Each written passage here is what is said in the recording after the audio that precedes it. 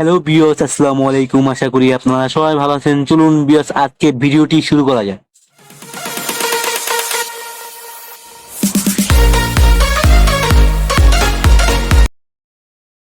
আপনি যখন নতুন মোবাইল বা নতুন নাম্বার কিনেন, সিম নাম্বার, সেক্ষেত্রে কিন্তু অনেক সময় আপনাদের ভুলবশত আপনাদের মোবাইলটি হারিয়ে যায় বা আপনার কোথাও পড়ে যায়। অনেক সময় চাইলেও কিন্তু আপনাদের মোবাইলটি যে ব্যক্তি আপনাকে ফেরত দিতে চায়, চাইলেও সে ফেরত দিতে পারবে না।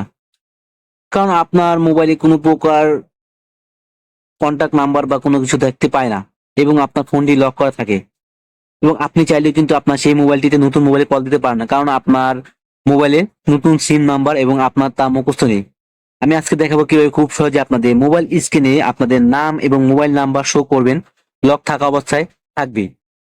এই কাজটি করতে হবে আপনাদের, যা করতে হবে আপনাদের, কি করবেন, মোবাইলে সেটিং অপশনে যাবেন। সেটিং অপশনে যাওয়ার পর এখান থেকে সার্চ বারে লিখবেন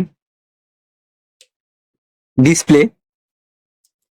লেখার পর এখান থেকে সার্চ করবেন, করার পর এখান থেকে একটি অপশন পাবেন ডিসপ্লে লক স্ক্রিন। এখানে ক্লিক করবেন। ক্লিক করার পর এখান থেকে একটু নিচে আসবেন। নিচে আসার পর এখান থেকে একটি অপশন পাবেন লক স্ক্রিন অনার ইনফরমেশন। এখানে ক্লিক করবেন।